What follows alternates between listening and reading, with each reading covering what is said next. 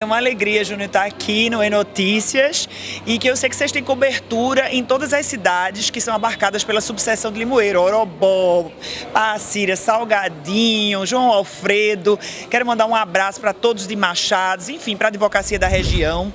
Veja, você disse muito bem, nós todos fazemos parte de uma única classe. Infelizmente, nesse momento, a gente está com um grupo que está à frente da OAB há 18 anos. Então, é por essa razão que a gente quer colocar uma alternância nesse poder. A gente quer colocar advogados que realmente militam na advocacia dentro do estado de Pernambuco à frente do nosso órgão de classe. Porque, do contrário, quem está feliz com o exercício da profissão, quem está ganhando muito bem, quem acha que o fórum está funcionando, né? Quem acha que existe uma OAB transparente, vai votar do lado de lá.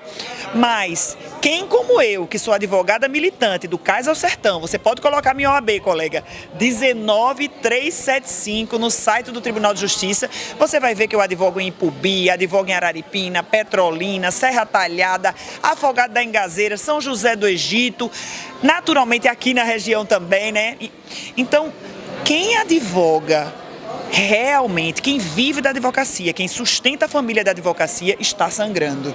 E é esse o motivo que está levando Fernanda Rezende e Almir Reis a se colocar à disposição como candidatos à presidência e vice-presidência da OAB. Por quê?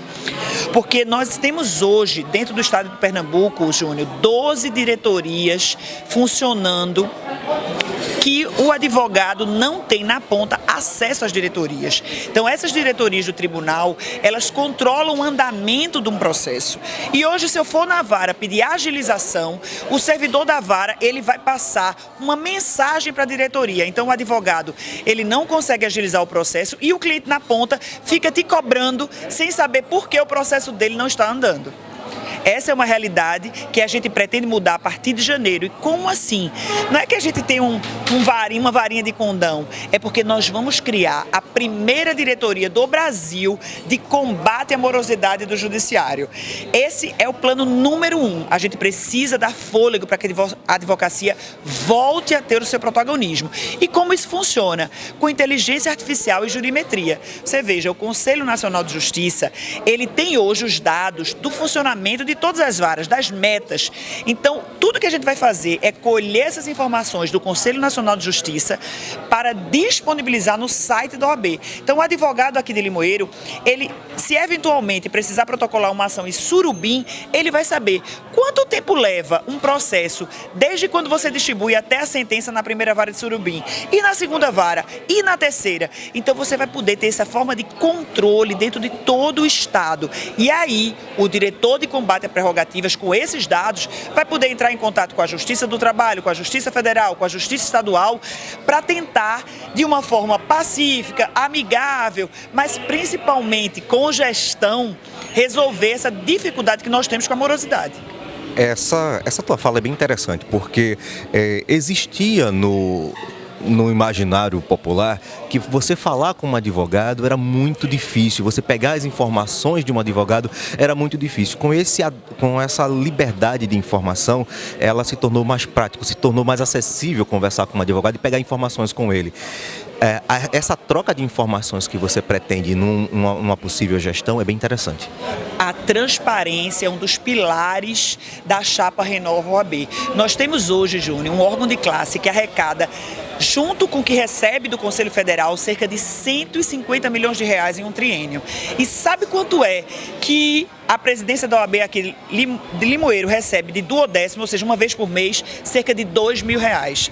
Aí eu te pergunto, como é que a gestão da OAB Limoeiro vai trazer para cá cursos de capacitação? Como é que a gestão de Limoeiro vai trazer para cá um defensor de prerrogativas remunerado? Não vai conseguir. Então, a nossa chapa tem como objetivo trazer uma OAB muito mais transparente para que você possa entrar no site da OAB e saber exatamente o que entra e o que sai, no que está sendo gasto, mas em especial um orçamento participativo.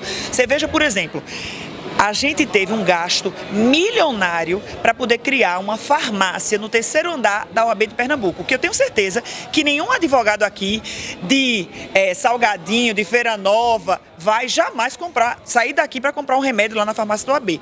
Então, com esses milhares de reais que foram gastos, será que a classe que milita aqui na região não iria preferir, por exemplo, que a gente tivesse delegados de prerrogativas remunerados na região, com um carro e estrutura da OAB para defender você na ponta? Será que, de repente, a advocacia da região não ia preferir ter um clube social para você, no final de semana, levar seu filho? Eu não sei, a Almi não sabe, então o que é que a gente vai fazer? Parte do orçamento vai contar com a participação. Você, colega advogado, vai votar no que a OAB deve gastar uma parte do seu orçamento. Bom, você falou agora há pouco sobre orçamento, sobre esses milhões que se arrecadam em um triênio. Uma das coisas que vocês do Renova OAB estão pleiteando é um desconto de 75% nessa mensalidade nos primeiros anos do recém-formado. Como é que é isso? Veja só, o jovem advogado hoje, nós temos já 46 mil advogados militantes ativos na região. Certo? No estado de Pernambuco. Então você veja, o advogado que está começando agora, ele precisa dessa mão amiga. E essa mão amiga vai vir de quem? Do órgão de classe.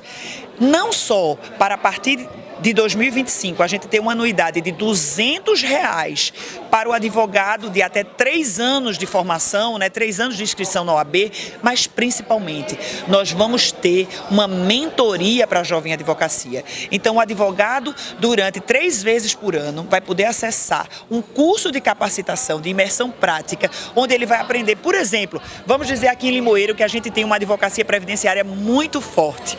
Ele vai aprender a prospectar clientes no Instagram, ele vai aprender a gerir o escritório com contabilidade para o escritório de advocacia, ele vai aprender a protocolar no INSS Digital, na Justiça Federal, no PJE, tudo isso com professores que atuam na área. Como assim? A gente vai trazer para Limoeiro um juiz federal, a gente vai trazer para Limoeiro um servidor do INSS, a gente vai trazer para Limoeiro um advogado que milita com previdenciário e o advogado vai sair certificado e pronto para aquela área que ele deseja iniciar sua carreira.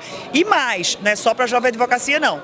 O advogado sênior, que esteja, por exemplo, mudando de carreira. A gente tem advogados com 30, 40 anos de profissão que não sabem usar as redes sociais, que não sabem mais essa tecnologia e o uso da inteligência artificial. Então a gente deixa o judiciário com inteligência artificial, o Ministério Público com inteligência artificial, o Supremo lá com inteligência artificial e você, colega advogado, tendo que bancar esse recurso. Esse é um papel e um dever da OAB, trazer paridade de armas para você. Bom, são muitas informações, todas elas, ao meu ver, leigo, parco, mas são muito plausíveis e muito interessantes. Mas eu tenho uma coisa, eu vou legislar em causa própria. Há advogados, como eu que trabalho com mídia, o advogado, ele é o único trabalhador, um único prestador de serviço que não pode fazer propaganda sua. Você não pode fazer a divulgação explícita daquele que você faz. Como é que a senhora vê isso? Existe a possibilidade disso mudar ou é uma cláusula pétrea que não se muda de jeito nenhum? Veja bem, esse regulamento ele é feito hoje pelo Conselho Federal da OAB. O que existe aqui em Pernambuco é você ter, por exemplo, uma comissão de defesa de prerrogativas do advogado, que é composta por cerca de 40 colegas advogados voluntários e que trabalham gratuitamente, defendendo sem qualquer estrutura para defender suas prerrogativas.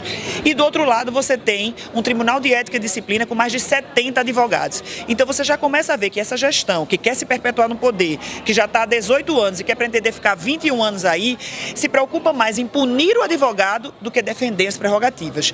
Então, a partir de janeiro, a gente tem que ouvir a advocacia. Como é que a advocacia pretende prospectar seus clientes? O que não pode acontecer é a gente ter um colega advogado aqui, por exemplo, na zona rural, usando um carro de som, fazendo panfletagem, divulgando o seu serviço, e o outro colega, quando faz um post no Instagram, ser processado pelo Tribunal de Ética. Então, nós vamos ter o mesmo peso e a mesma medida para todos. Isso a OAB Pernambuco pode garantir. Como assim? Você vai publicizar os enunciados do Tribunal de Ética, para que o colega advogado saiba na ponta o que ele pode e o que não pode fazer.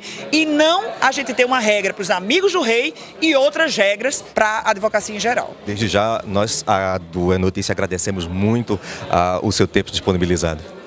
Eu quero dizer para toda a advocacia do interior do estado, de Limoeiro e região, que nós, Fernanda Rezende e Almir Reis, somos advogados militantes como você, que nós sofremos as mesmas dores que você sofre e que nós acreditamos que podemos mudar essa realidade, porque nós temos orçamento para isso, mas mais do que tudo, nós temos coragem e vontade.